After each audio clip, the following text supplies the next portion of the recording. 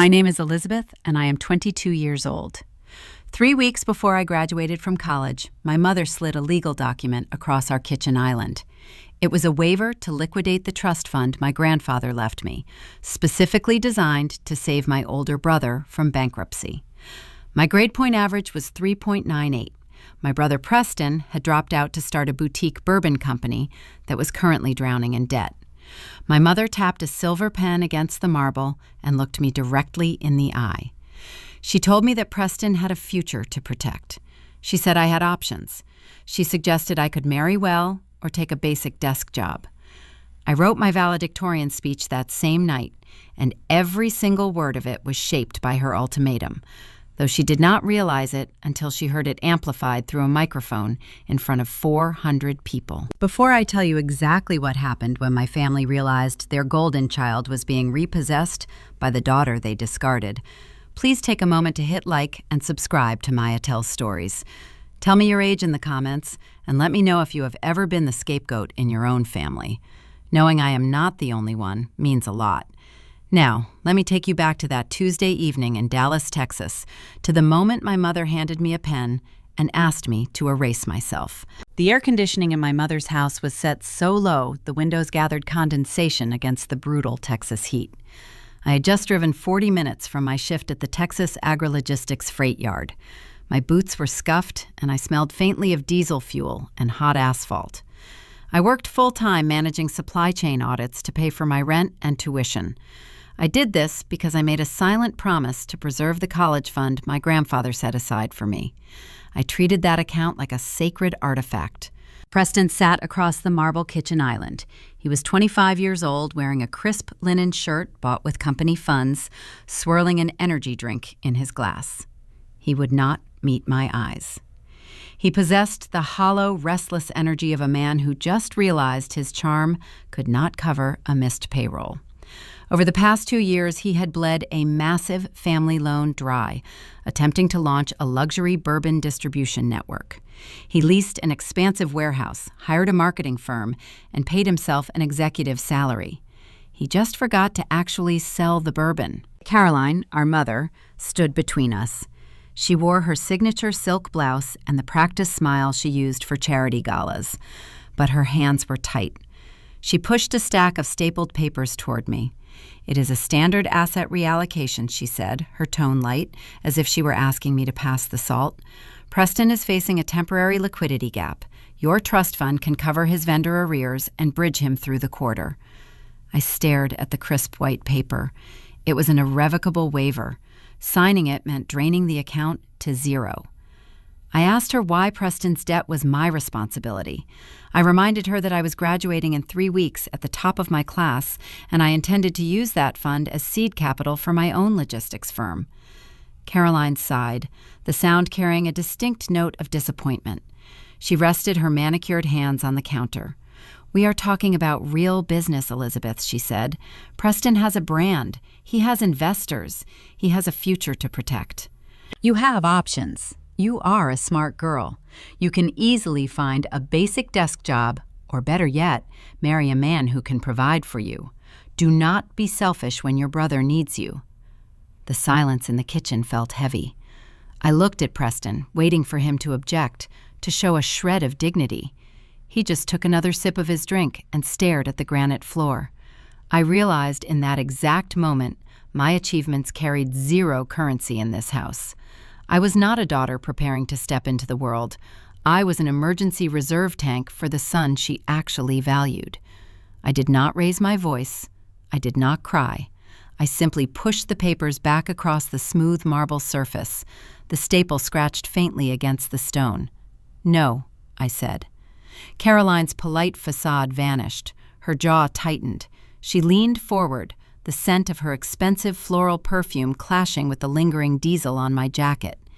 "If you walk out that door without signing this," she warned, her voice dropping to a clinical whisper, "I will cut you off. I will pull your remaining graduation tickets. I will stand up at your commencement and make sure every family friend knows you turned your back on us when we needed you most. You will have nothing." She expected me to fold. She expected the threat of social exile to break my spine. I stood up from the stool. I picked up my keys. I looked at the waiver, then at the woman who drafted it. "I will see you at graduation, Caroline," I said. I walked out into the suffocating Dallas evening. The heat hit my face like an open oven, but my mind was entirely cold. I did not have a trust fund to hand over, but I did have options, and I was going to use them to dismantle my brother's future from the ground up. To understand the leverage I suddenly possessed, you have to understand the environment where I spent the last 4 years of my life. While my brother Preston played at being a young executive in rented downtown office spaces, posting photos in tailored suits and hosting expensive lunches, I practically lived at the Texas Agri-Logistics Regional Freight Hub. It is a sprawling industrial complex located on the dusty outskirts of Fort Worth. The air out there constantly tastes like burned rubber, hot asphalt, and heavy diesel exhaust. Hundreds of 18-wheelers cycle through the security gates every single day, moving millions of dollars in physical commercial cargo across the state. I did not just sit at a computer entering data in a quiet room. I walked the active loading docks. I counted wooden pallets. I learned the brutal, unforgiving physics of the American supply chain. I understood that a business does not survive simply because a founder has a charming smile or a wealthy mother. A business survives on the microscopic margins of transit efficiency. The morning after my mother demanded I liquidate my college fund to save her golden child, I arrived at the freight yard at 6 o'clock. My eyes burned from a lack of sleep, but my mind was operating with a sharp, singular focus. I clocked in and walked into the primary dispatch office. The room was loud, filled with the static chatter of two-way radios and the clatter of heavy steel keyboards. My mentor, Vance, was already sitting at his scratched Formica desk, drinking black coffee from a plain styrofoam cup. Vance is the regional logistics director for the entire southwestern corridor. He is a man who started his career as a forklift operator 30 years ago and clawed his way up to the executive tier through sheer grit and unmatched numerical accuracy. He respects calluses. He respects hard work. He knew I was graduating as valedictorian in a few weeks, but he never treated me like a naive college student. He treated me like a capable peer. Vance called me over to his workstation. He pointed a thick, grease-stained finger at his glowing monitor. He was reviewing the quarterly subsidiary ledgers and noticed a bleeding account in one of our secondary cold storage networks. A boutique beverage client was 90 days past due on their freight and warehousing invoices. I leaned in to review the corporate identification numbers. The client was registered under a generic holding name, but I instantly recognized the primary listed business address. It was a leased commercial space in the premium arts district of downtown Dallas. It was Preston's office. I pulled up the itemized invoices and my heart began to hammer a steady, rhythmic beat against my ribs. Preston had launched his luxury bourbon brand operating under the arrogant assumption that the product would magically fly off the shelves simply because he designed a sleek label. He never accounted for the staggering logistical cost of climate-controlled storage. Bourbon cannot sit in a tin-roofed Texas warehouse during the peak of summer without the corks expanding, the seals breaking, and the product spoiling entirely. To maintain his inventory, Preston was utilizing our premium, temperature-regulated facilities to store hundreds of heavy pallets of unsold liquor. Furthermore, he was heavily relying on our dedicated freight lines to ship small, highly unprofitable sample cases to potential buyers across state lines. The numbers on the screen were damning. The total past due balance hovered in the high six figures. Preston was not just late on a standard payment, he was in profound legal default. According to the standard commercial contracts he carelessly signed when he secured the storage space, Texas Agri-Logistics possessed the legal right to halt all his shipments immediately. We held what the commercial industry calls a warehouseman's lien. We technically possessed physical custody of his entire professional livelihood. I sat back in my metal folding chair. I held the operational kill switch to my brother's future right there in my hands. With a single keystroke, I could lock the bay doors. I could freeze his inventory, ground his transit routes, and watch him panic. It was a deeply tempting thought, but the analytical side of my brain quickly overrode that initial emotional impulse. If I simply froze his account that morning, Preston would run crying to Caroline. My mother would leverage her affluent country club network, liquidate her own retirement assets, or take out a predatory high-interest loan to bail him out. She would pay the past due balance, move the inventory to a cheaper competitor, and Preston would survive the crisis. The toxic cycle of rewarding his incompetence would continue seamlessly, and they would both still view me as an ungrateful nuisance who refused to hand over her trust fund. I did not want to cause a minor supply chain headache. I needed a mechanism for total structural dismantling. I needed to ensure that when the ultimate bill came due, Caroline could not buy his way out of the consequences. I looked across the desk at Vance. I pointed at the glowing monitor and told him the delinquent client bleeding his subsidiary dry was my older brother. I explained the stark ultimatum my mother had delivered the night before in her air-conditioned kitchen. I detailed exactly how they intended to drain my grandfathered trust fund to cover this specific ledger deficit. Vance listened quietly. He looked at the financial data on the screen, then looked back at me. He understood the predatory nature of my family dynamic instantly, because he had spent decades watching bloated, toxic corporate entities cannibalize themselves to protect their worst executives. Vance did not offer me useless pity. He offered me a weapon. He logged out of his standard user terminal and entered his master executive credentials. He granted my profile temporary administrative access to the subsidiary debt portfolios.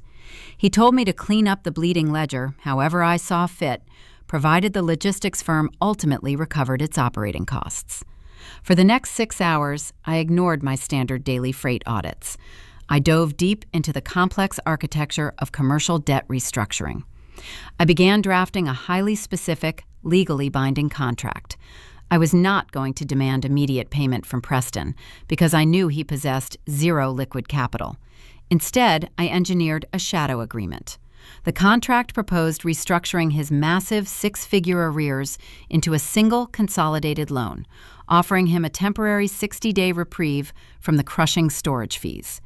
To a desperate man drowning in debt, the document was designed to look like a miraculous lifeline cast by a faceless corporate entity willing to negotiate. But buried deeply within the dense legal terminology were unyielding acceleration clauses. If Preston missed the newly scheduled consolidation payment milestone, the debt would instantly convert into total equity forfeiture.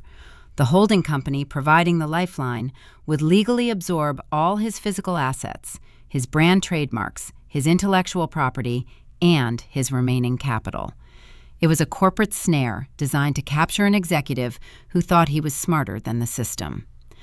I knew I needed to ensure Preston never realized I was the architect of the trap until it was far too late to escape.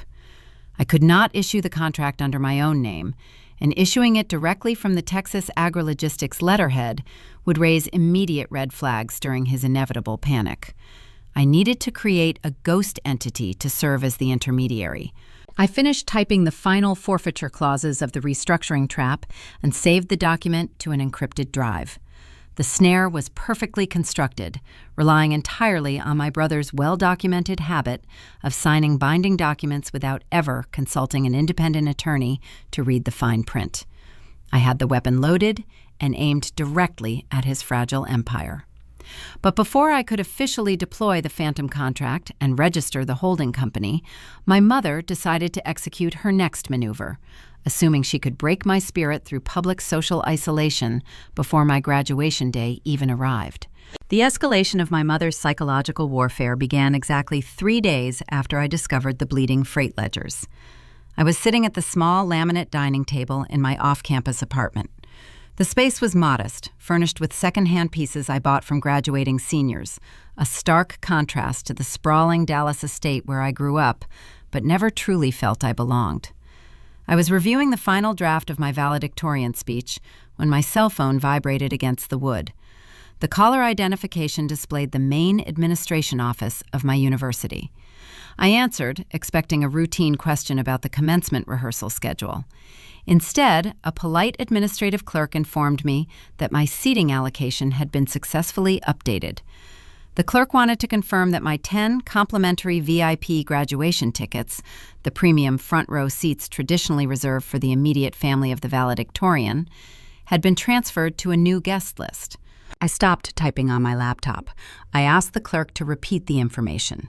She explained that a formal release document had been submitted to the dean's office that morning, bearing my signature, releasing my personal seating allotment to a secondary party. I asked her to read the names on the new guest list. The clerk recited 5 names. I recognized every single one of them. They were not my relatives. They were not my childhood friends. They were the primary venture capital investors backing my brother Preston's failing boutique bourbon company. The audacity of the maneuver was breathtaking. Caroline had physically forged my signature on a university document, committing a casual felony because she operated under the delusion that the rules of polite society simply did not apply to her. She hijacked my academic triumph to stage a desperate public relations stunt. Preston was dodging phone calls from his panicked backers. His supply chain was frozen, and his liquidity was non-existent. My mother decided to use my prestigious front-row graduation seats as a cheap parlor trick. She intended to host those wealthy investors, seating them in the valedictorian box to project a fabricated image of unshakable family stability and elite status. She was treating my hard-earned stage as a theatrical prop to artificially inflate her golden child's collapsing credibility. 5 minutes after I ended the call with the administration office, my phone chimed with an incoming text message from Caroline. The text was a masterpiece of passive-aggressive manipulation. She wrote that she had handled the ticketing logistics to alleviate my stress.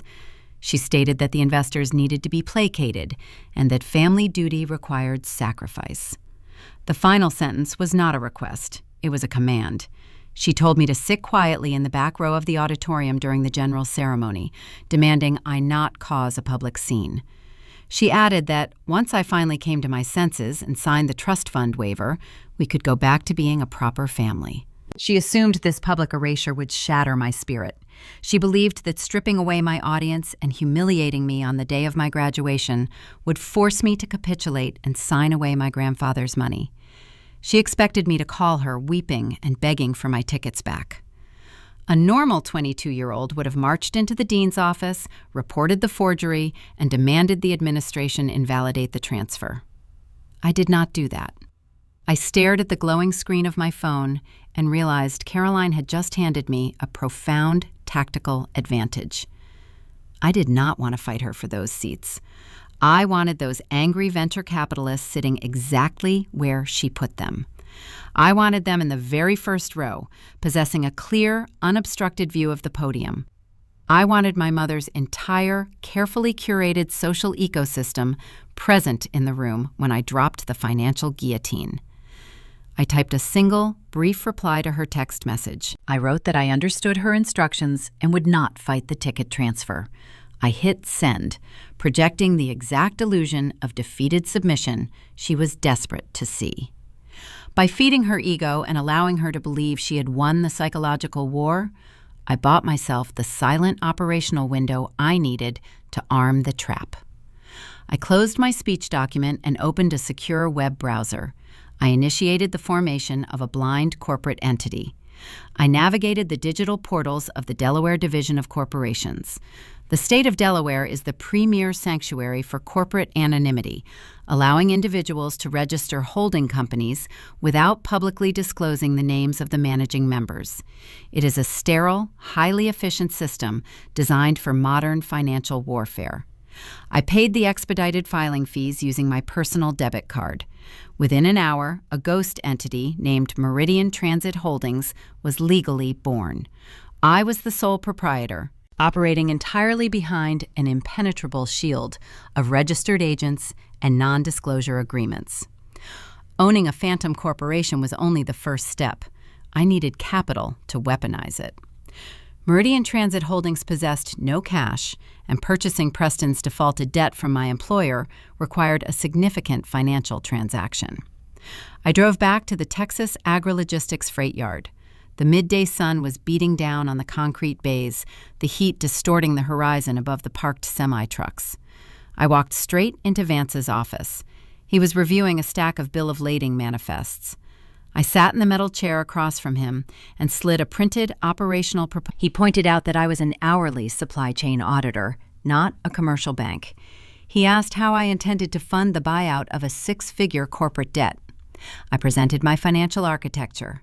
I offered my entire personal savings account, the money I had bled for over 4 years working the dusty loading docks, as the initial down payment. But that only covered a fraction of the total balance. For the remainder, I asked Vance to underwrite a quiet internal loan. I did not ask for charity. I offered hard collateral. I reminded him that Texas Agri-Logistics currently held physical possession of Preston's entire remaining bourbon inventory, sitting in our climate-controlled storage bays. I drafted a commercial lien transfer. If my holding company failed to repay the loan to Vance, the logistics firm would assume immediate legal ownership of the premium liquor, which they could easily liquidate at auction for a massive profit. The firm carried zero risk. Vance read the proposal. He traced the lines of the contract with his pen, evaluating the cold, mathematical certainty of the maneuver. He recognized that I was not acting out of reckless emotion. I was executing a surgical corporate acquisition. He looked up at me, a faint glint of genuine professional respect in his eyes. He signed the authorization form. The transaction was executed digitally that afternoon. Texas Agri-Logistics scrubbed Preston's delinquent account from their active subsidiary ledgers. The debt was quietly sold and transferred to Meridian Transit Holdings. I walked out of Vance's office and stood on the active loading dock, listening to the heavy diesel engines idling in the yard. The shift in power was absolute, yet entirely invisible to the outside world. I was no longer just the scapegoat sister meant to be discarded and drained of her resources. I was secretly my brother's primary secured creditor.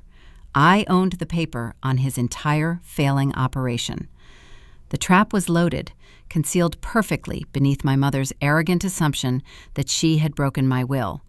Now, all I needed to do was cast a fraudulent lifeline into the water and wait for Preston's staggering incompetence to compel him to bite the hook. 2 weeks before graduation day, the artificial reality my brother constructed finally began to collapse. Preston leased a glass-walled corner office in downtown Dallas to house his boutique bourbon brand.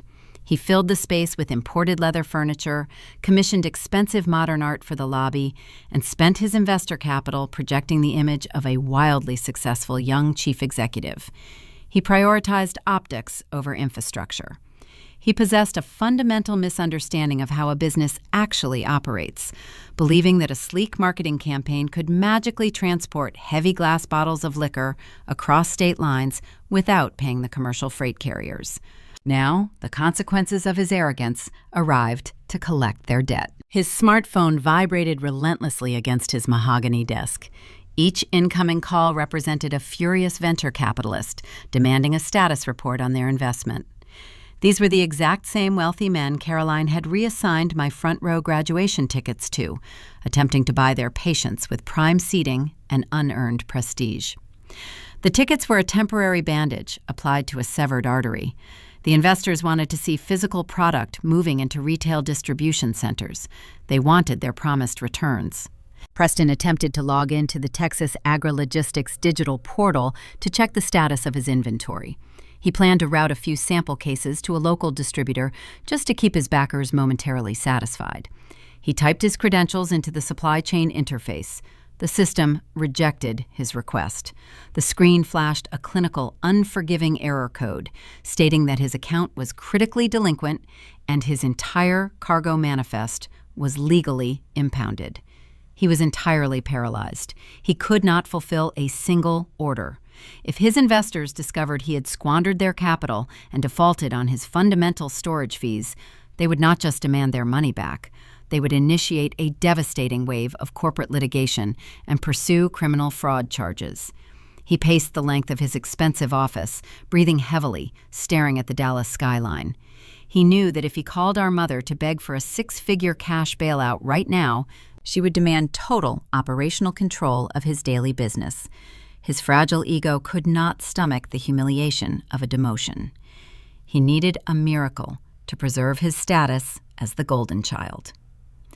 At exactly 10 o'clock in the morning, a miracle appeared in his executive inbox. The sender was Meridian Transit Holdings, a Dallas-based financial entity. The subject line indicated a confidential debt restructuring proposal. The email was sterile, highly professional, and perfectly timed to intercept his rising panic. The message offered a comprehensive emergency consolidation package. The holding company proposed absorbing his massive outstanding freight and warehousing invoices, paying off the logistics firm entirely. In exchange, Meridian Transit Holdings promised to immediately unfreeze his climate-controlled storage bays, releasing his bourbon pallets back into the commercial market within 24 hours. To a desperate man drowning in a self-created disaster, the offer looked like a corporate rescue mission. It appeared to be a standard leveraged buyout tactic executed by a friendly financial firm willing to bet on his brand potential. Preston opened the attached document. He read the executive summary printed on the first page. The summary highlighted the immediate release of his cargo and detailed a deferred interest rate. It looked like a profound victory. He assumed his charm and his polished brand identity had attracted a sophisticated institutional backer. However, Preston had spent his entire life insulated from the natural consequences of his actions. Our mother always cleaned up his messes, shielding him from the brutal mechanics of accountability. He never learned to read the fine print. He never developed the vital instinct to retain independent legal counsel before signing binding commercial agreements. He assumed the corporate world operated on the same forgiving principles as his childhood home. He scrolled rapidly past 40 pages of dense legal architecture. He ignored the complex terminology detailing the exact nature of the collateral securing the loan. He missed the highly specific acceleration clause buried deep within the covenant section. A debt covenant is a tripwire. The clause explicitly stated that if Preston failed to meet a single newly scheduled payment milestone, the standard grace period was entirely waived. Meridian Transit Holdings would instantly acquire total voting rights, all intellectual property, and absolute physical ownership of his company and its inventory.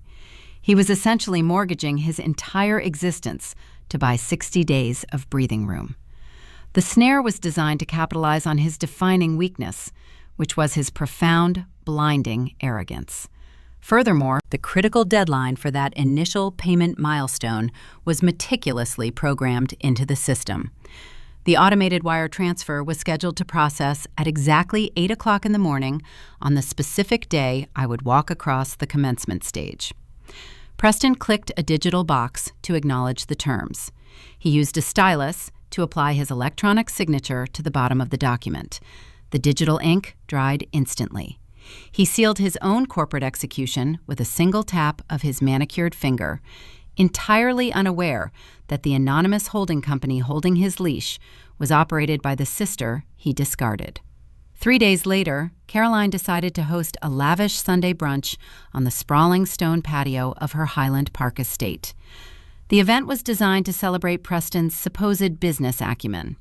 The harsh Texas sun reflected off the pristine surface of her swimming pool, illuminating the crystal glassware and the imported floral arrangements decorating the wrought iron tables. Caroline invited her closest confidants and a select group of local socialites to witness his triumph. She viewed his ability to secure a new financial backer as ultimate proof of his genius. To ensure the hierarchy of the family was visually reinforced for her guests, she demanded I serve the drinks. She pulled me out of the kitchen, handed me a heavy crystal pitcher of mimosas, and told me to make myself useful since I refused to help the family financially. She wanted to treat the valedictorian of her bloodline like hired catering staff, assuming the humiliation would finally break my resolve. I did not argue. I accepted the pitcher. My internal state was profoundly calm.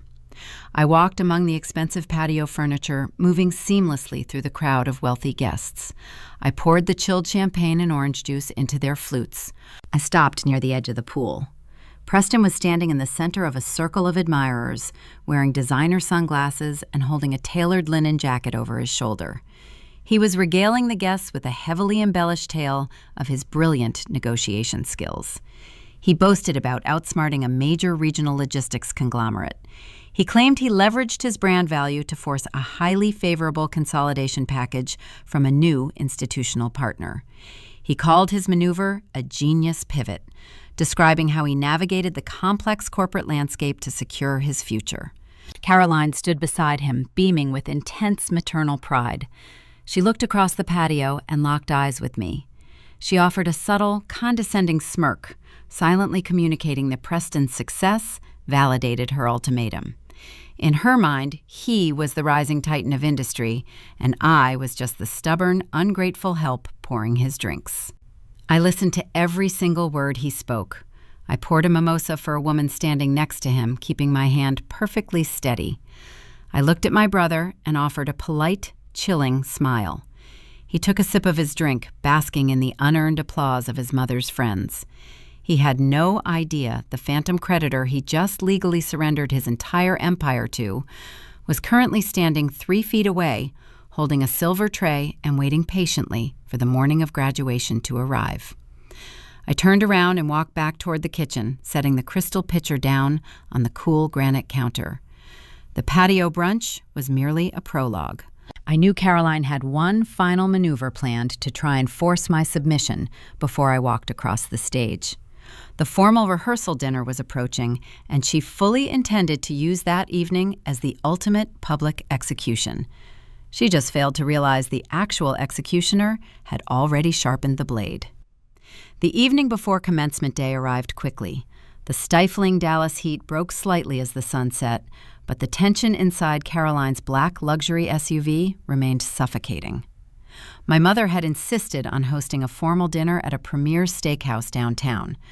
This establishment was notorious for securing backroom deals over dry-aged ribeyes and $1,000 bottles of Cabernet. It was the exact kind of venue where power was bartered, bought, and sold in low, polite whispers. Caroline framed the evening as a traditional family gathering to honor my academic achievements. However, the invitation list proved her motives were entirely transactional. She did not invite my roommates. She did not invite my favorite professors. She did not invite Vance, the man who had actually mentored me through 4 grueling years of supply chain audits. Instead, she invited the same furious venture capitalists she had previously gifted my front row graduation tickets. She added 2 prominent regional distributors to the guest list, men who controlled access to the lucrative Texas beverage market. The entire evening was a highly orchestrated networking event designed solely to stabilize Preston's fragile professional reputation. She was using my graduation as a convenient backdrop, treating my valedictorian status as nothing more than a shiny lure to attract high-net-worth individuals into her son's orbit. I arrived at the restaurant wearing a tailored navy blazer and dark slacks. I did not dress for a celebration. I dressed for a corporate audit. The maitre d' escorted me to a private, dimly lit dining room paneled in dark mahogany. The air smelled of expensive cigar smoke and roasted garlic. Preston was already seated at the head of the long table, leaning casually back in a tufted leather chair. He was laughing with a venture capitalist named Sterling, a man who possessed deep pockets and a notoriously short temper for bad investments. Preston was loudly assuring Sterling that the recent logistical delays were simply the growing pains of a rapidly expanding brand. He claimed his new anonymous institutional backer had streamlined his entire distribution pipeline, guaranteeing robust quarterly returns. He was selling a ghost story, completely unaware that the phantom holding the strings of his company was currently walking through the door. Caroline stood near the private bar holding a crystal martini glass. She wore a pristine emerald dress, her posture rigidly controlled. She watched me enter the room, her eyes narrowing slightly as she assessed my plain attire. She quickly plastered a warm, artificial smile onto her face and approached me, wrapping her arm around my shoulders. She turned to the investors, her voice dripping with manufactured maternal pride. She introduced me as the brilliant mind of the family, loudly proclaiming that my perfect grade point average was a testament to the rigorous work ethic she instilled in both her children. She used my accomplishments as a mirror to reflect positively onto Preston, seamlessly weaving my academic success into his corporate narrative. I stood perfectly still, allowing her to perform for her audience. I offered polite nods to the wealthy men sitting around the table. I sat down near the end of the mahogany slab, far away from the center of attention. I ordered a glass of sparkling water and watched the illusion unfold. For the next hour, Caroline orchestrated the conversation with lethal precision. She directed every topic back to Preston's boutique bourbon brand. She praised his visionary leadership and his ability to secure massive institutional restructuring capital in a difficult economic climate. The investors, mollified by the expensive stakes and the promise of impending returns, seemed momentarily satisfied. Preston soaked in the unearned praise, his chest puffed out, visibly relieved that his mother had successfully managed the crisis he created. As the waiters cleared the dinner plates and began serving espresso, Caroline set her martini glass down. She caught my eye from across the table and tilted her head slightly toward the heavy oak doors of the private dining room. It was a silent, undeniable command. I excused myself from the table and walked out into the carpeted hallway. The ambient noise of the main restaurant was a dull, rhythmic hum. Caroline followed me out, pulling the heavy door shut behind her. The click of the brass latch echoed sharply in the quiet corridor. The moment the door sealed us away from her audience, the polished maternal facade vanished. The smile evaporated, replaced by a cold, calculating glare. She crossed her arms, standing inches away from me, utilizing the physical proximity to exert dominance. "We are done playing games, Elizabeth," she said. Her voice was flat and clinical. "The investors in that room are satisfied for now, but Preston needs a massive injection of liquid capital to finalize his new production run by the end of the week." I looked back at her, keeping my expression entirely neutral. I asked her how Preston's operational liquidity was my problem, especially since he just bragged for an hour about securing a massive institutional restructuring deal. Caroline scoffed, waving a manicured hand dismissively. "Institutional backing takes time to clear the escrow accounts," she stated, repeating a lie Preston likely fed her to cover his tracks. "He needs a bridge loan right now. I have arranged everything with the family wealth manager." She opened her designer clutch and pulled out a slim, folded envelope. She shoved it into my hands. "This is the finalized trust fund waiver," she commanded. "It requires your signature and a notary seal. I expect you to have it completed by tomorrow morning." I looked down at the envelope. I did not open it. I simply held it between my fingers. I told her I was not signing away the money my grandfather left me to fund Preston's incompetence. I reminded her that my graduation ceremony began in exactly 12 hours. Caroline's eyes darkened. She stepped closer, invading my personal space, her tone dropping to a vicious, quiet register. "If you do not bring that signed waiver to the auditorium tomorrow, I will stand up right in the middle of your valedictorian speech," she threatened. "I will stop the entire commencement. I will announce to the faculty, to the dean, and to every single person in that room that you are attempting to steal money from your own family.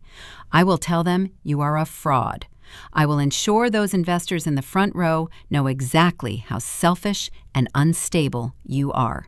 You will walk off that stage with nothing but a ruined reputation." She delivered the threat with absolute certainty. She believed that social annihilation was the ultimate weapon. In her affluent Dallas ecosystem, a damaged reputation was a terminal disease. She assumed I possessed the same fragile ego as my brother, and that the sheer terror of public humiliation would break my spine and force my compliance.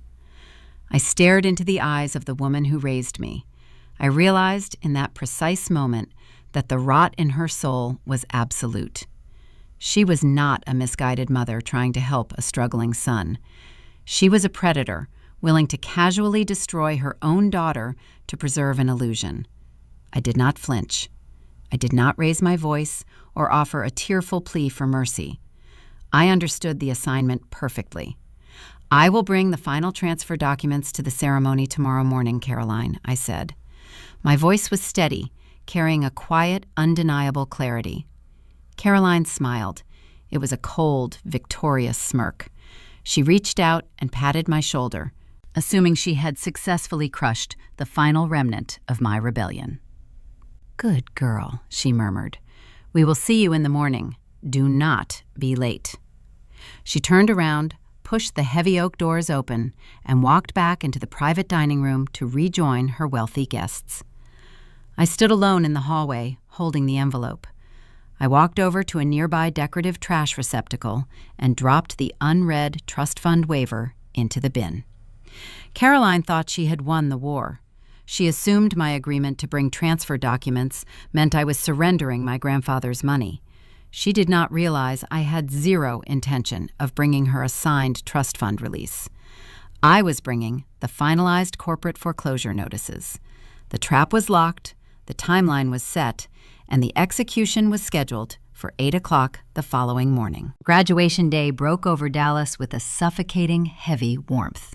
By 7 in the morning, the pavement outside my modest apartment complex was already radiating heat, blurring the horizon into a hazy mirage. Inside my living room, the air was quiet, cooled only by a rattling window unit. I stood in front of a cheap floor mirror, adjusting the heavy black academic gown over my shoulders. Beneath the polyester graduation robe, I wore a sharply tailored charcoal suit. I did not dress for a standard collegiate milestone. I armored myself for a corporate acquisition. I walked over to the small laminate dining table and opened my encrypted laptop. The screen illuminated the dim room, casting a pale glow across my face. I brought up the secure financial dashboard from Meridian Transit Holdings. A digital clock in the corner of the monitor ticked silently toward 8 o'clock. This was the exact hour Preston's accelerated restructuring payment was officially due. My brother operated his life under the delusion that deadlines were merely suggestions. He spent years watching our mother wave away late fees and smooth over his outstanding debts with a polished smile and a checkbook. He assumed his new anonymous institutional backer would operate with the same forgiving leniency. He never bothered to verify the available liquid capital in his commercial checking account before signing the expedited collateral agreement. If he had, he would have realized his operating reserves were effectively zero. He likely assumed a standard 30-day grace period existed because he never bothered to read the fine print of the debt covenant. He was unaware of the concept of a hard default. At precisely 8 o'clock, the automated banking protocol initiated the scheduled wire transfer. I watched the progress bar on my screen. The system pinged his primary commercial bank, attempting to draw the agreed-upon restructuring funds. The digital handshake lasted less than 3 seconds. The screen flashed a sterile red notification: insufficient funds. The transaction bounced. The first domino fell, pushing his fragile empire off the ledge. Preston was now legally in breach of the accelerated contract. I rested my fingers on the keyboard. I felt a profound, chilling stillness settle into my chest. For 22 years, I lived as a secondary character in my own family, relegated to the background, while all available resources were siphoned to prop up a golden child who squandered every advantage he was handed. They starved my ambitions to feed his vanity. Caroline demanded I forfeit my grandfathered trust fund to preserve a toxic illusion. I pressed the enter key. That single keystroke activated the automated default protocols I had engineered weeks prior alongside Vance at the freight yard. The digital execution was swift, silent, and legally unassailable. My holding company servers dispatched a barrage of formal foreclosure notices across the state. The first wave of emails hit the Texas Commercial Registry instantly, recording the transfer of all physical and intellectual property from Preston's boutique bourbon brand to Meridian Transit Holdings. The legal shift erased his trademark ownership in a matter of milliseconds. The second wave targeted his primary financial institution, freezing his depleted checking accounts and revoking his executive access. Any credit lines attached to his corporate identity were immediately severed. The third and most devastating wave of automated messages routed directly to the inboxes of his venture capital backers. The legal notices informed the investors that the target company was formally declared insolvent due to gross negligence and covenant default. The documents outlined the total seizure of the brand, the impounded warehouse inventory, and all pending distribution contracts. In the American corporate sector, venture capitalists rely on automated portfolio tracking. When a status changes to insolvent, their risk management teams are instantly alerted. The paperwork was airtight, leaving zero room for negotiation or legal appeal. Within 60 seconds, Preston ceased to be a chief executive. He was stripped of his voting rights, his equity, and his title. His company was legally vaporized, absorbed into a ghost entity controlled by the sister he viewed as a disposable asset. While the digital architecture of his life collapsed, the physical world remained blissfully ignorant. 10 miles away, on the manicured grounds of my university, the commencement preparations were underway. My network of campus security contacts provided a clear picture of the morning arrivals. Caroline and Preston pulled up to the main auditorium loading zone in a leased luxury sport utility vehicle. The paint was gleaming, freshly detailed to project an aura of unshakable generational wealth. They stepped out onto the sun-baked concrete, dressed impeccably for their audience. Preston wore a custom navy suit, his hair perfectly styled, carrying the relaxed posture of a young titan of industry preparing to be courted by his wealthy backers. Caroline wore a designer pastel dress, her chin raised, radiating the smug satisfaction of a matriarch who believed she had successfully bullied her daughter into submission. The night before, at the steakhouse, she truly thought I was arriving to hand over a signed trust fund waiver. They bypassed the general admission lines and walked straight through the double-glass doors of the auditorium. They navigated down the carpeted aisle, taking their stolen seats in the premium front row. Caroline had meticulously orchestrated this seating arrangement, placing her son directly adjacent to the very investors whose inboxes were currently filling with terminal foreclosure notices. She believed she was hosting a masterclass in networking and social dominance. They sat under the bright stadium lights, exchanging polite handshakes and confident smiles with the venture capitalists. Carolyn leaned over, offering pleasant small talk, boasting about an upcoming production run that Preston would supposedly launch by the end of the week. They were entirely oblivious to the fact that they were sitting inside a blast zone. I arrived at the university through the rear faculty entrance, bypassing the crowded main lobby. The backstage corridors smelled of floor wax and nervous sweat. Hundreds of graduating seniors milled around the staging area, adjusting their caps and whispering last-minute anxieties. I walked past them, my posture straight, my mind locked onto the impending sequence of events. A university coordinator handed me the heavy, gold-plated Valedictorian medal. I slipped the ribbon over my head, letting the cold metal rest against my chest. It was a tangible symbol of 4 years of relentless academic labor, a prize my mother deemed secondary to my brother's fabricated success. I stepped up to the edge of the heavy velvet curtain separating the staging area from the main stage. I gripped the leather folder containing my printed speech. I pulled the fabric back just enough to scan the massive, echoing auditorium. 400 people filled the folding chairs, a sea of expectant faces, waiting for the ceremony to commence. The ambient noise of conversations and shuffling programs echoed off the high ceiling. My eyes tracked past the faculty section, bypassing the rows of proud parents, until I found the designated box right at the edge of the stage. Caroline sat in the center seat. Her legs were crossed, her posture regal. She glanced at her diamond wristwatch, looking impatient, waiting for me to step out and deliver the surrender she demanded. Preston sat to her right, checking his phone, unaware that the device in his palm was a ticking time bomb. The wealthy investors flanked them on both sides, their attention focused on the empty wooden podium. I let the velvet curtain fall back into place. The trap was armed. The audience was seated. The illusion of my mother's flawless family dynamic was about to collide violently with the reality of my financial architecture. I smoothed the lapels of the charcoal suit hidden beneath my graduation gown, preparing to walk into the spotlight and deliver a lesson in the brutal physics of accountability. The heavy velvet curtains closed behind me, separating the roaring applause of the auditorium from the stark acoustic reality of the backstage corridor. The concrete hallway smelled of ozone, floor wax, and hot stage lighting. I walked past a row of stacked metal folding chairs, my footsteps echoing against the linoleum tile. My heart maintained a slow, even rhythm.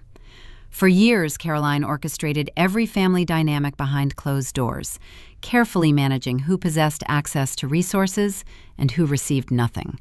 She governed our household like a ruthless corporate board, isolating me from any meaningful participation. Today, the architecture of her control was permanently inverted. I stood near a heavy wooden prop table, waiting for the inevitable collision.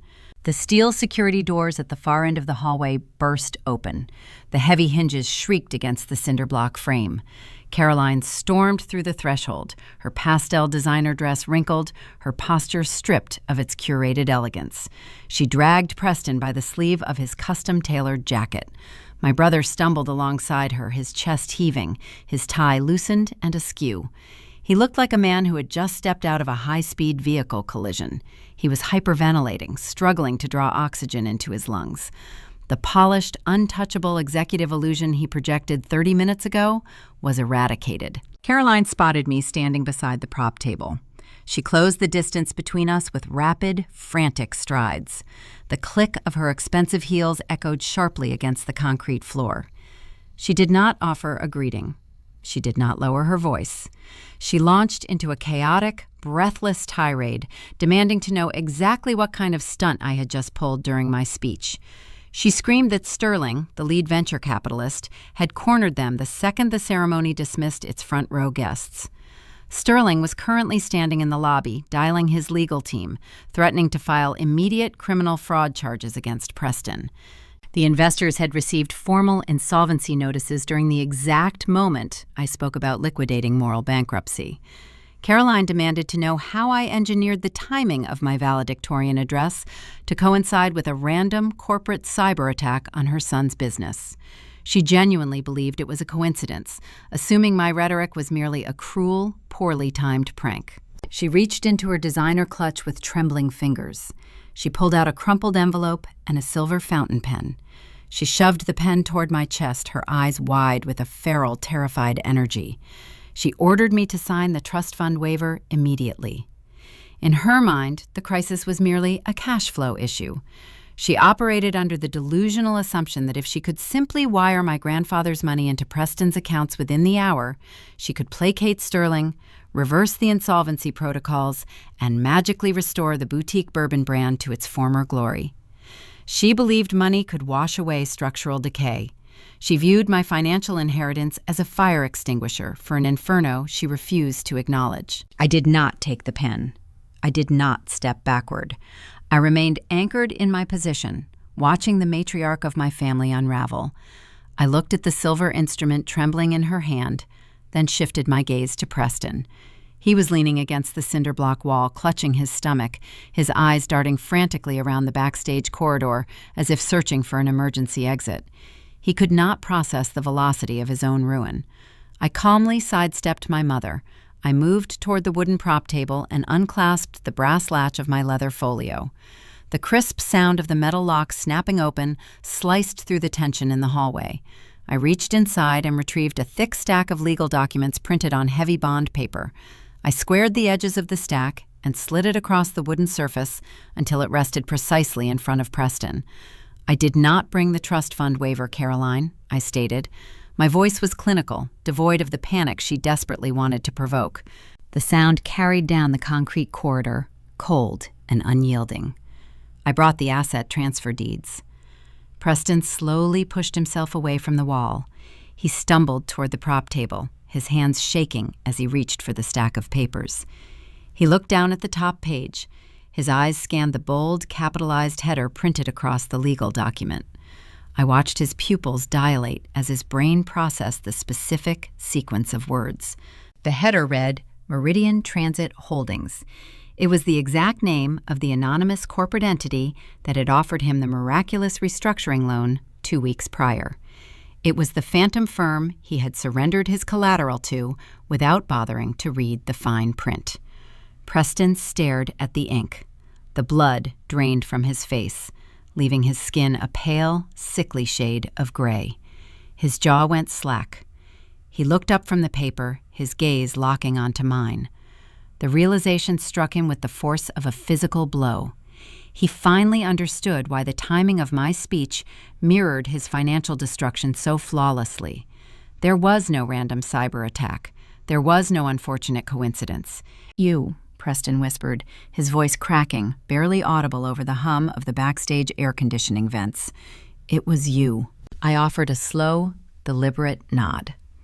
I turned to face Caroline, who was staring at us in profound confusion, still holding the useless silver pen. I explained the architecture of the trap to her, speaking slowly so the reality could penetrate her arrogance. I revealed that I legally formed Meridian Transit Holdings in Delaware shortly after she forged my signature on the graduation tickets. I informed her that I utilized my own personal savings, generated from years of manual labor at the freight yard, alongside a secured commercial loan from my logistics director, to formally purchase Preston's defaulted debt. "I am the phantom creditor," I said, my words striking like hammer blows against their manufactured reality. I bought his delinquent shipping invoices. I drafted the emergency consolidation package he signed without consulting an attorney. He missed the acceleration milestone at 8 o'clock this morning. Because he defaulted, the collateral clauses activated. I own his warehouse inventory. I own the trademark to his bourbon brand. I own his remaining capital. I possess undisputed voting rights to the company he built with your money. I pointed to the specific paragraphs on the first page of the asset transfer deed. I read the clauses aloud, ensuring there was no ambiguity regarding the transfer of power. I detailed how the physical pallets of premium bourbon sitting in the climate-controlled Texas Agri-Logistics warehouse were now the exclusive property of Meridian Transit Holdings. I explained that the sleek logo he paid a marketing firm thousands of dollars to design was currently registered under my corporate umbrella. Even the domain name of his website and the routing numbers for his commercial checking accounts were seized. I left him with nothing but the lint in his pockets and the overwhelming threat of investor lawsuits. Caroline dropped the pen. The silver instrument clattered loudly against the concrete floor, rolling away into the shadows. The matriarch could not comprehend the magnitude of the reversal. She had spent 22 years treating me like a disposable financial organ donor, confident in her ability to dictate my worth. She never anticipated that the daughter she banished to the loading docks would learn how to weaponize the supply chain against her own bloodline. Caroline stared at the documents, her breathing shallow. She tried to formulate a sentence, but her throat seemed paralyzed. The woman who built her entire identity around managing appearances, controlling narratives, and projecting superiority was rendered mute by a stack of standard printer paper. She had spent weeks mocking my career trajectory, insisting I was destined for a basic desk job while Preston conquered the business world. Now, the daughter she ridiculed held the legal title to her son's supposed empire. The cognitive dissonance was so severe it visibly manifested as a tremor in her hands. "You demanded my future to protect his present," I continued, my tone reflecting the icy detachment of a seasoned corporate liquidator. "You assumed I owed you my compliance. But you failed to understand the nature of a leveraged buyout. I do not owe you my future. You owe me your present. Every asset he possessed now belongs to my holding firm. The debt is settled, and the transaction is final." The backstage corridor began to fill with other graduating seniors returning from the stage, their voices echoing with celebration and relief. They carried bouquets of flowers and posed for photographs with their smiling families.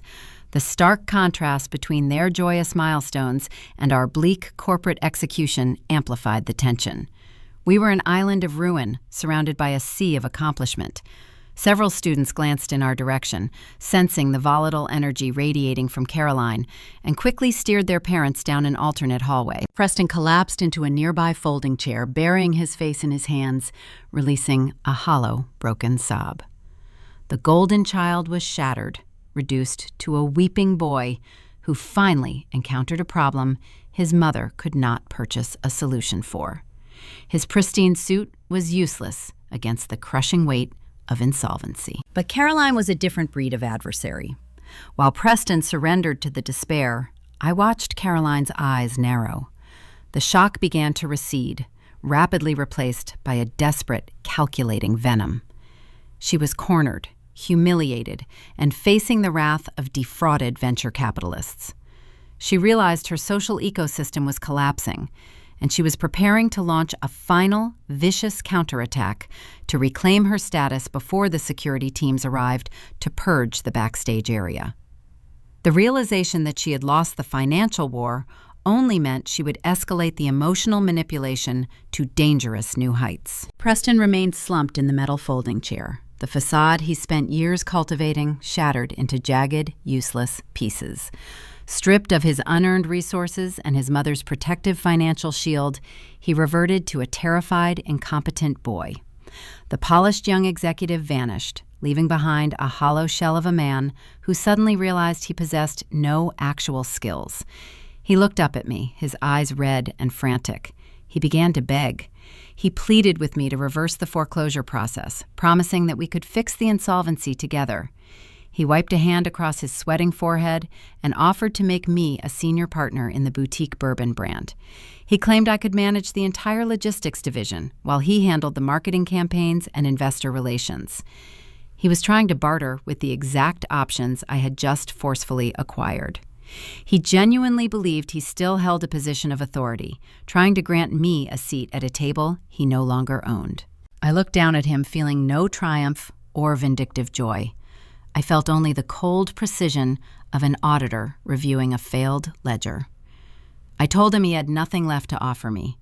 I explained that an executive partnership implies a mutual exchange of value, and his track record demonstrated a staggering operational deficit. I did not rely on insults or raised voices. I relied on the hard data I had spent weeks untangling at the Texas Agri-Logistics Freight Yard.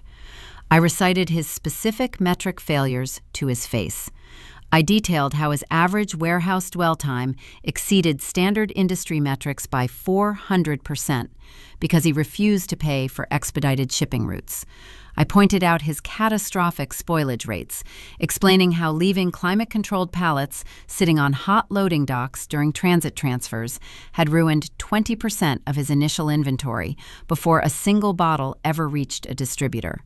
I highlighted his warped budget priorities, noting that he spent 5 times more capital on custom embossed labels and a downtown Dallas office space than he did on actual freight mechanics.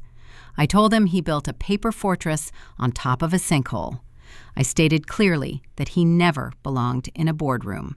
He was merely playing a role funded by our mother's bank account, and the market had finally corrected the error. Seeing her golden child systematically dismantled with undeniable financial facts, Caroline shifted her strategy. The vicious arrogance she displayed mere moments ago when she shoved the silver pen at my chest evaporated. She realized anger and intimidation were useless against a secured creditor. She attempted to play the victim. Tears welled in her eyes, a calculated physical reaction honed over decades of manipulating country club social dynamics. She reached out, trying to grab my wrist, but I stepped back, denying her the physical connection. She began weeping, invoking the sacred nature of our bloodline. She cried that a family must always protect its own during a crisis. She insisted that a daughter does not destroy her own blood. She tried to rewrite history right there in the concrete hallway, pretending she had always supported my ambitions. She attempted to weaponize the very concept of family loyalty she had spent my entire life denying me. I watched the tears trace paths through her expensive makeup. I remembered the kitchen table ultimatum, the forged graduation tickets, and the threat of public social annihilation she issued the night before at the steakhouse. I did not soften. I deployed her own logic against her. I looked at the weeping matriarch and delivered my response with a steady, unyielding tone. "I am not destroying blood, Caroline," I said. "I am just exploring my options." The finality of that statement hung in the air, severing the last fragile thread tethering me to their toxicity. At that exact moment, the heavy double doors at the far end of the concrete corridor swung open. 3 uniformed campus security officers stepped into the backstage area. They were accompanied by Vance. My mentor had driven down from the freight yard, coordinating with the university administration to ensure the foreclosure proceeded without physical escalation. Vance spotted us and pointed a weathered finger toward Caroline and Preston. The lead security officer approached, his hand resting casually on his utility belt. He informed my mother and brother that they were unauthorized personnel in a restricted staging area and requested they vacate the premises immediately. Caroline opened her mouth to argue, attempting to summon her standard affluent outrage, but the officer cut her off. He stated that any resistance would result in a formal police escort and trespassing charges. Preston stood up, his legs trembling violently. Caroline linked her arm through his, trying to salvage a microscopic shred of dignity. They were forced to march down the long corridor, flanked by the security guards. I followed, a few paces behind, alongside Vance, ensuring their departure was final. We emerged from the backstage hallway into the grand, glass-walled lobby of the auditorium.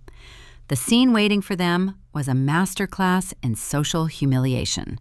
Sterling and the other venture capitalists were standing near the main exit, their legal teams already on speakerphone. As Caroline and Preston walked past, the investors stopped talking. They glared at my brother with undisguised contempt. Sterling took a step forward, blocking their path. For a fraction of a second, his face was flushed with rage. He promised Preston that the impending civil litigation would freeze his life and his assets for the next decade. Caroline shielded her face with her designer clutch, desperate to avoid the glaring eyes of the men she had tried to scam. They pushed through the heavy glass doors, fleeing the building. The execution was not confined to the interior of the university. The debt seizure protocols I initiated that morning covered every physical asset registered to his corporate entity. I walked out into the searing Texas sun, standing on the concrete steps of the auditorium with Vance. We watched Caroline and Preston hurry toward the designated passenger loading zone, desperate to escape the nightmare. But their sanctuary was already compromised. A heavy-duty commercial tow truck was parked next to Preston's leased luxury sport utility vehicle. The operator was currently securing the front axles with thick steel chains. The vehicle was registered under the boutique Bourbon brand, making it a viable asset for repossession. Preston ran toward the operator, shouting that there was a mistake, waving his electronic key fob frantically in the air.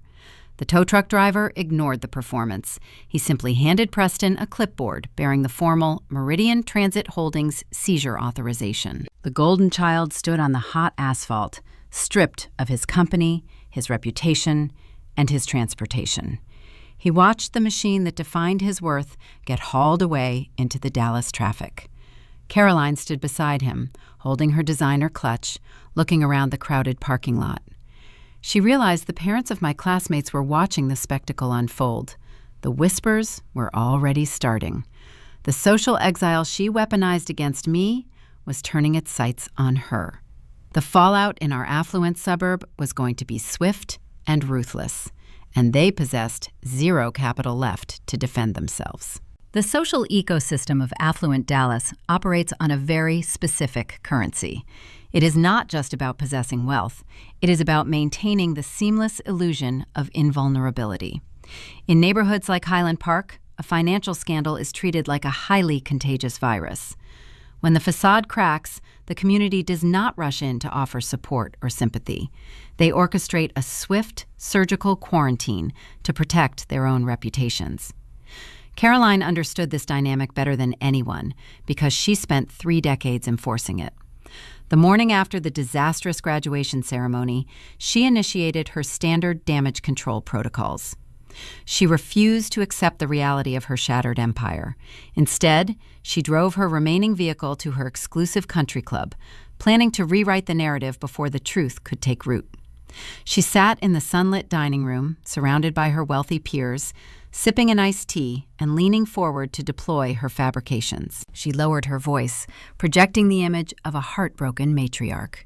She told the women at her table that I had suffered a severe mental collapse due to academic pressure.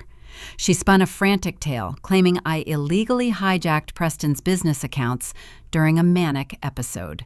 She framed her golden child as the tragic victim of a jealous, unstable sister, assuring her audience that their high-priced attorneys were currently reversing the fraudulent corporate seizure. She expected the women to nod in solidarity, to offer their pity, and to validate her maternal suffering. She assumed her polished reputation would shield her from any rigorous scrutiny. But I anticipated this exact social warfare.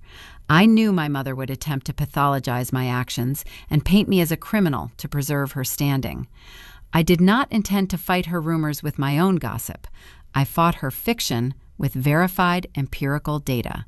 Working alongside Vance at the freight yard, I authorized the formal release of the comprehensive forensic audit we conducted on the boutique bourbon brand. We did not leak the document to the press or post it on social media platforms. We submitted the heavy dossier directly to the Texas Regional Business Registry, making it a matter of permanent public record. Furthermore, I instructed my legal counsel to courier certified copies of the audit to the attorneys representing Sterling and the other defrauded venture capitalists. The audit was a masterpiece of logistical exposure. It stripped away the marketing spin and laid bare the rotting foundation of Preston's operation. The pages detailed his gross negligence with agonizing precision. The ledgers showed hundreds of thousands of dollars diverted from critical supply chain logistics into vanity projects, executive bonuses, and extravagant corporate retreats. More importantly, the document exposed Caroline's direct complicity. The financial tracing revealed a series of desperate wire transfers originating from her personal bank accounts. She had quietly funneled cash into Preston's business specifically to artificially inflate his quarterly revenue reports right before he pitched the venture capitalists at her curated dinner parties. The paper trail proved she was not an innocent bystander. She was an active participant in a coordinated effort to deceive institutional investors. In the corporate sector, that level of deception borders on wire fraud. In Dallas high society, it is the ultimate cardinal sin. The contents of the audit circulated through the elite corridors of the city with astonishing speed. Wealthy individuals employ risk management teams, and those teams read the public registry. Within 48 hours, the women who had sipped iced tea with Caroline knew exactly how toxic her family had become. The ostracization was executed with chilling politeness. Caroline arrived at the club later that week for a scheduled charity gala planning meeting. She approached the grand mahogany doors of the private boardroom. The event chairwoman, a woman Caroline had mentored for years, stepped out into the hallway and gently closed the door. The chairwoman offered a thin, rigid smile. She spoke softly, informing my mother that the board felt it was best if she took an indefinite leave of absence to manage her family crisis. Caroline tried to argue, attempting to deploy her signature charm, but the chairwoman simply turned her back and walked away. The silence that followed was deafening. Caroline's phone, which used to ring constantly with invitations to galas, cocktail hours, and exclusive retreats, went entirely dark. Her inbox emptied. When she walked through the upscale shopping districts, former friends suddenly found themselves deeply interested in storefront window displays, avoiding eye contact as she passed. The social fortress she spent her entire adult life meticulously constructing locked its gates and left her standing on the outside. While Caroline suffocated in her sudden social exile, Preston faced the brutal reality of the American job market. Sterling did not just issue empty threats in the lobby of the university. The venture capitalist unleashed a swarm of corporate litigators. They filed aggressive civil suits aimed directly at Preston's remaining personal assets and named Caroline as a co-conspirator due to the fraudulent wire transfers revealed in the audit. To keep her son out of a federal penitentiary, Caroline was forced to liquidate her own retirement portfolios. She drained her savings to pay exorbitant legal defense retainers. The wealth she hoarded and wielded like a weapon evaporated into the billable hours of downtown defense attorneys. Stripped of his chief executive title, his brand, and his luxury vehicle, Preston needed to secure an income to fund his basic survival. He polished his resume, highlighting his supposed leadership experience, and applied for mid-level management roles at various regional logistics and beverage distribution firms. He assumed his expensive degree and his confident interview presence would easily secure him a lucrative position. He was profoundly mistaken. Modern human resources departments rely on comprehensive background checks and commercial risk algorithms. Whenever a hiring manager ran Preston's name, the system flagged the Meridian Transit Holdings default, the massive investor lawsuits, and the public forensic audit. He was no longer viewed as a charismatic entrepreneur. He was classified as a severe corporate liability. During one specific interview at a mid-sized shipping company, the hiring director slid Preston's resume back across the desk after only 5 minutes. The director cited the public audit explicitly asking how Preston managed to lose 20% of his initial inventory to warehouse spoilage. Preston stammered, unable to charm his way past hard supply chain mathematics. He was escorted out of the building. The corporate sector universally rejected him. He was entirely unemployable in the white-collar world he believed was his birthright. Hunger and impending eviction are remarkable motivators. They strip away the luxury of pride with ruthless efficiency. Running out of capital and facing the seizure of his upscale downtown apartment, Preston was forced to accept the only employment available to a man with a toxic financial record. He secured a minimum wage position at a massive retail distribution warehouse located in the dusty industrial outskirts of the city. The transition was a harsh physical shock. He traded his custom-tailored suits for a stiff polyester uniform. He swapped his Italian leather loafers for heavy steel-toed work boots. He spent his days inside a cavernous, un-air-conditioned metal building, breathing in the smell of hot cardboard and shrink wrap. His soft, manicured hands quickly developed thick blisters and split calluses from hauling heavy wooden pallets and operating manual pallet jacks. Every shift was a grueling reminder of his own incompetence.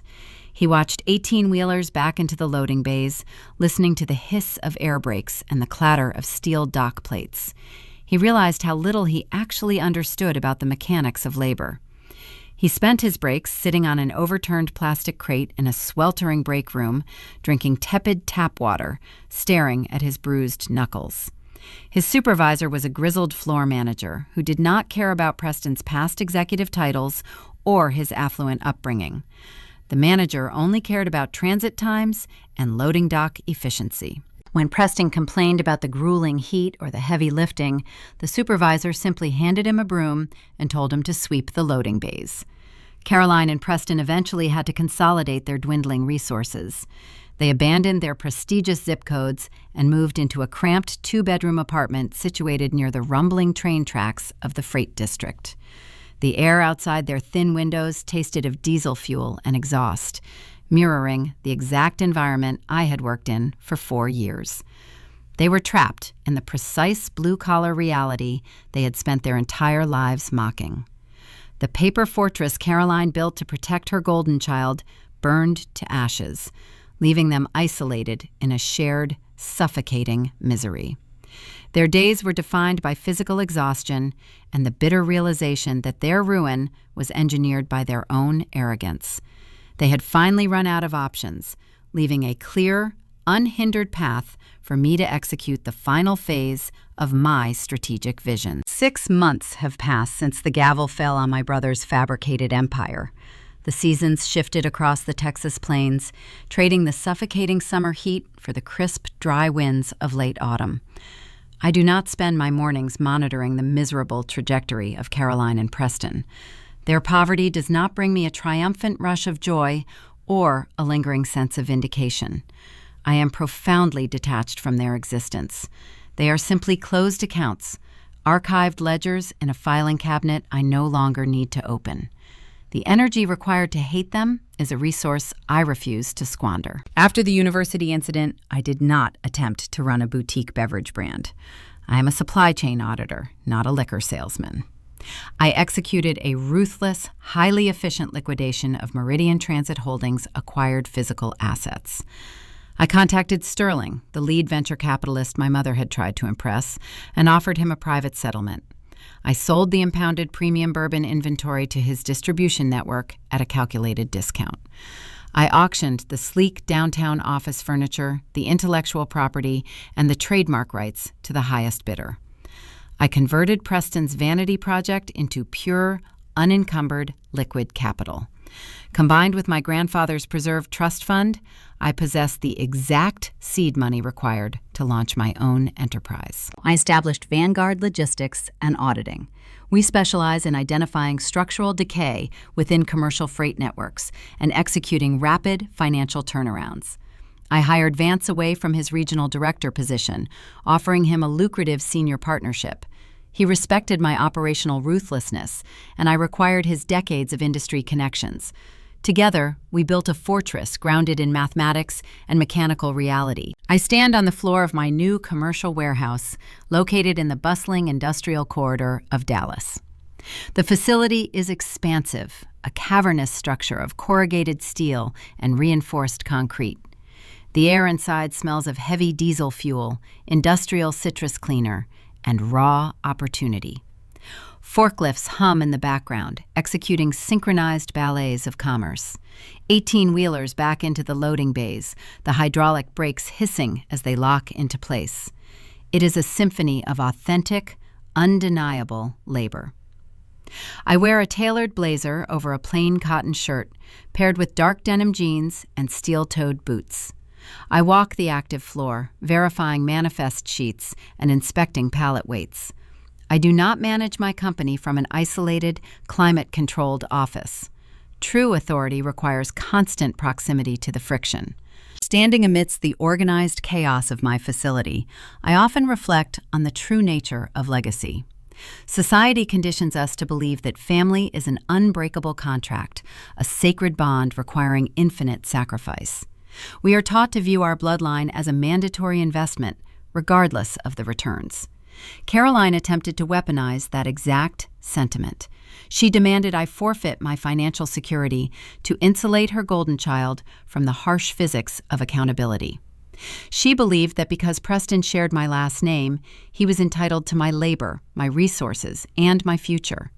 She expected me to shrink my ambitions so his fragile ego could cast a taller shadow. Looking back at that pivotal evening in the kitchen, I realized the staggering callousness of her ultimatum was the greatest gift she ever bestowed upon me.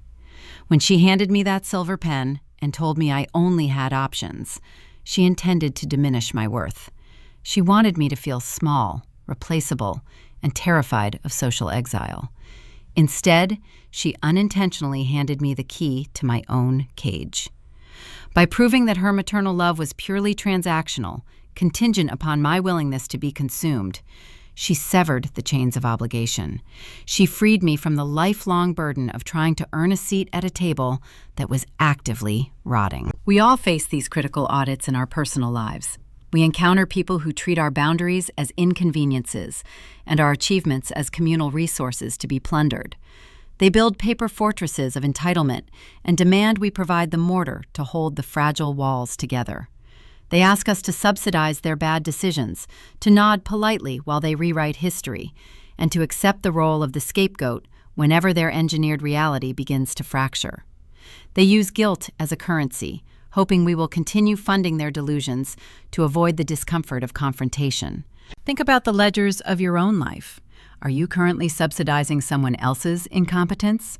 Are you draining your emotional and financial reserves to protect a person who refuses to take responsibility for their own failures?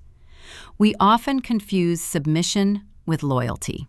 We endure disrespect, manipulation, and systematic starvation because we fear the isolation that follows setting a firm boundary. We worry about the whispers, the rumors, and the sudden silence of our social circles. We stay tethered to toxic dynamics because walking away feels like an admission of defeat. But the truth is, genuine power begins the moment you stop seeking validation from a bankrupt source. You must possess the courage to look at a toxic investment, whether it is a romantic partner, a lifelong friend, or the family that raised you, and execute a hard default. You have to stop signing away your own future to cover their outstanding debts. The moment you refuse to be the emergency reserve tank, you force them to face the desert they created. You strip away their enablers and allow the natural consequences of their actions to finally take root. More importantly, you retain the fuel required to drive yourself toward a genuine destination. Healing is not always a soft, gentle process filled with tearful reconciliations. Sometimes healing is cold, clinical, and precise. Sometimes it requires writing a formal foreclosure notice on the relationships that no longer serve you. It requires recognizing your own inherent value and refusing to sell it at a discount to people who only know how to exploit you. You do not need their permission to succeed, and you certainly do not need their presence to be whole. The afternoon sun begins to dip below the Texas horizon, casting long, golden shadows across the active loading dock. The harsh light catches the metallic edges of the parked freight trucks, signaling the shift transition. A floor supervisor approaches me, handing me a clipboard containing the final dispatch manifest for the evening routes. I review the printed numbers, checking the transit times against our standard efficiency metrics. The math is flawless. The cargo is secured, the drivers are routed, and the operation is functioning with pristine accuracy. I sign my name at the bottom of the page, the ink dark against the white paper. I look down at my hands. They are calloused, rough, and bear the faint, stubborn smudges of motor grease that no amount of scrubbing can fully erase. I do not wash the dirt away. I wear it as a tangible badge of honor. It is the undeniable physical proof of my independence, a permanent reminder of the grit required to build a life on my own terms. I hand the clipboard back to the supervisor, turn away from the fading daylight, and walk back into the humming heart of my facility. My hands might be dirty, but my conscience is clear, and my empire is secure. Looking out over the active loading bays of Vanguard Logistics, the steady roar of diesel engines provides a comforting, unbroken rhythm. It has been 6 months since the gavel fell on my brother's fabricated empire. I rarely think about Caroline or Preston navigating the cramped, exhaust-choked apartment they now inhabit. Detachment is the ultimate victory. I did not build this shipping company out of spite. I built it because I finally stopped subsidizing a toxic illusion. Reflecting on the ashes of my mother's paper fortress, the architecture of my survival comes down to 5 distinct truths I had to learn the hard way. First, blood does not equate to a binding financial or emotional contract. Society conditions us to believe family requires infinite, unquestioning sacrifice. But handing your hard-earned future over to someone who views you merely as a disposable asset is not loyalty. It is active self-destruction. You are allowed to sever the supply line. Second, genuine authority operates in absolute silence. My brother broadcasted his every move, squandering capital on glass-walled corner offices and tailored suits to project success to wealthy investors. I spent my time in the shadows, auditing freight ledgers and reading the fine print of debt covenants. Loudness is almost always a symptom of insecurity. True leverage never needs to raise its voice. Third, the currency of high society status is breathtakingly fragile. My mother ruled her affluent Dallas suburb through curated networking and country club intimidation. Yet, the moment the forensic audit hit the public registry, her elite ecosystem quarantined her instantly. Prestige without a solid, ethical foundation vaporizes the second the checks stop clearing. Fourth, competence cannot be inherited, leased, or purchased. Preston expected the commercial market to bend to the privilege of his last name. He learned that economic gravity applies to everyone equally. You cannot charm a collapsing supply chain, and you cannot buy grit. The dark grease stains on my hands remain my most valuable assets. because they represent actual, undeniable capability. And finally, the fifth truth. Securing your personal freedom requires the willingness to be the villain in someone else's narrative. Caroline likely still tells anyone who will listen that I am a treacherous, ungrateful daughter who stole her brother's destiny. I let her keep that story. Relinquishing the desperate need to be understood by the people who abused you is the master key that unlocks the door to your own life. I turn away from the bay doors as the evening shift supervisors begin their rounds. My ledger is balanced. The historical debts are permanently settled. If you are currently sitting at a kitchen table where your worth is being negotiated, I urge you to stand up and audit your own life. Stop signing away your equity to protect fragile egos. Before you leave, I want to ask you a critical question. Have you ever had to foreclose on a toxic relationship to save yourself? Tell me your experience in the comments below. If my journey resonated with your own struggles, please hit the like button and subscribe to Maya Tells Stories. We explore the complex, often hidden dynamics of human resilience here, and having you in this community means everything. Remember, you do not owe anyone a future you bled to build. Let them keep their illusions. You have an empire to run.